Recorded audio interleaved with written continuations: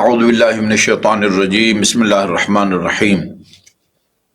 الحمد للہ رب العالمین والصلاة والسلام علی خیر خلقہ محمد وآلہ الطیبین الطاہرین واللعن الابدی علی اعدائہم اجمعین اما بعد فقال اللہ الحکیم بسم اللہ الرحمن الرحیم لا یکلف اللہ نفسا الا وسعها۔ محترم ناظرین و سامعین، معمول کے مطابق آپ کی طرف سے آنے والے سوالات کا جواب عرض کرنے سے پہلے ایک بہت ہی اہم مسئلے کی طرف میں متوجہ کرنا چاہوں گا، جس کی ضرورت کو میں نے اس لیے محسوس کیا کہ بہت سارے مومنین ٹیلی فون کے ذریعے اس نوعیت کے مسائل دریافت کرتے رہتے ہیں۔ سب سے پہلی بات یہ ہے کہ جو آیہ کریمہ میں نے آپ کے سامنے تلاوت کی ہے، اس میں اللہ تعالیٰ فرماتا ہے کہ خدا اسی کام کی انسان کو تکلیف دیتا ہے، ذمہ داری سونپتا ہے جو اس کے بس میں ہو۔ جو اس کے بس میں نہیں ہے اس کی ذمہ داری نہیں سونپتا، اس کو فرض قرار نہیں دیتا۔ روزہ اس پر واجب ہے جو روزہ رکھ سکے، جو روزہ نہیں رکھ سکتا ڈاکٹر کے فیصلے کے مطابق، مستند اور ذمہ دار ڈاکٹر کے مطابق روزہ جس کے لیے نقصان دہ ہو وہ روزہ نہیں رکھ سکتا۔ زبردستی رکھے گا بھی تو وہ روزہ اس کا صحیح نہیں ہوگا۔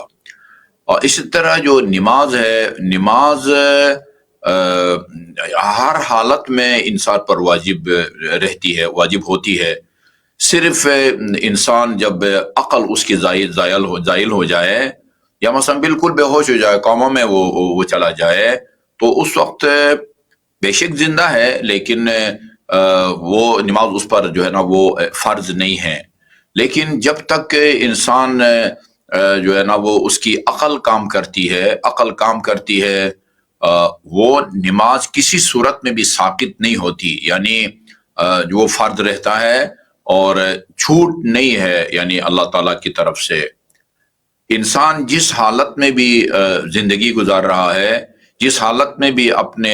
گھر میں اپنے جو ہے نا وہ اپنے بیڈ کے اوپر یا کسی ہسپتال کے بیڈ کے اوپر، جب تک اس کی عقل کام کرتی ہے وہ جس حالت میں بھی ہے نماز اس پر فرض ہے۔ اگر وہ کھڑے ہو کے اور وضو کر کے پڑھ سکتا ہے تو وضو کر کے کھڑے ہو کے پڑھے۔ وضو خدا نخواستہ کسی وجہ سے نہیں کر سکتا، یا پانی نہیں ہے یا ہے لیکن اس کا استعمال نقصان دہ ہے، پھر تیمم کی نوبت آتی ہے۔ تیمم بھی بندہ اگر خود کر سکے ہاتھوں سے تو خود تیمم کرے، نہیں تو کوئی اور اس کو تیمم کرائے۔ پھر جو نماز ہے وہ حالت قیام میں کھڑے ہو کے حمد و سورہ پڑھنا چاہیے، کسی دیوار یا عصا کے سہارے کے بغیر پڑھنی چاہیے۔ اگر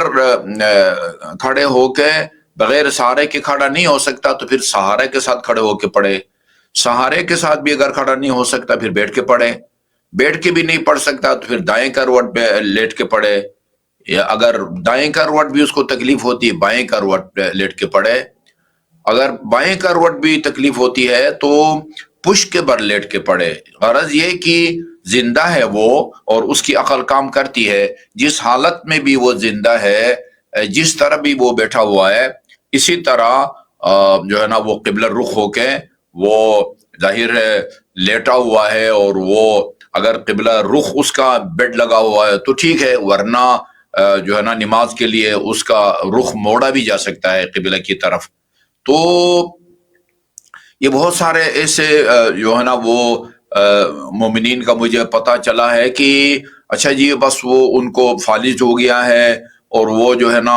نہیں پڑھ سکتے نماز، یا مثلا خدا نخواستہ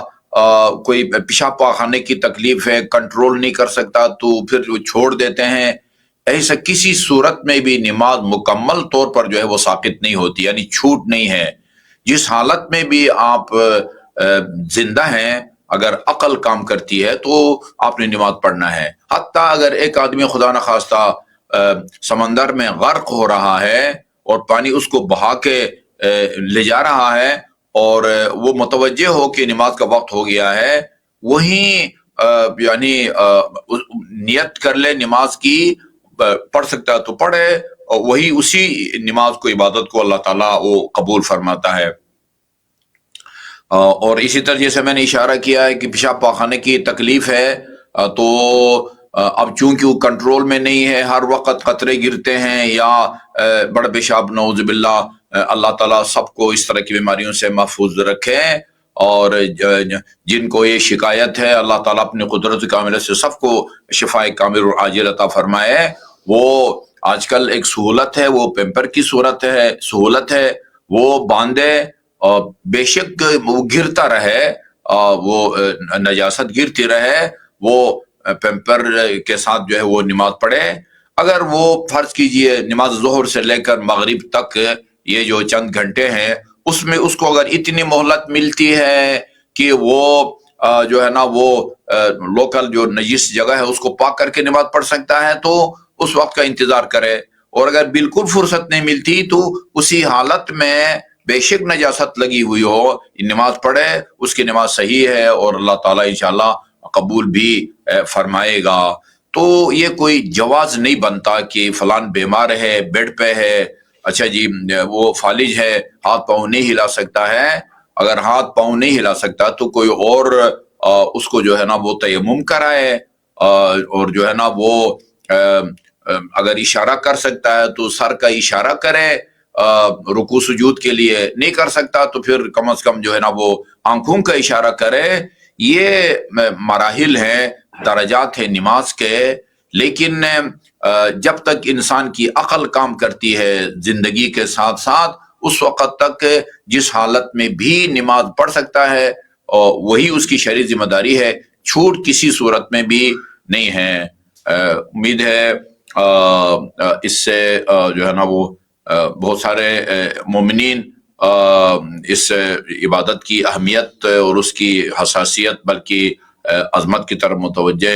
ہوئے ہوں گے۔ اور میں ایک دفعہ پھر دعا کروں گا جو مومنین اس طرح کی بیماریوں کے شکار ہیں، اللہ تعالیٰ اپنی قدرت کاملہ سے سب کو شفائے کامل اور عاجل عطا فرمائے۔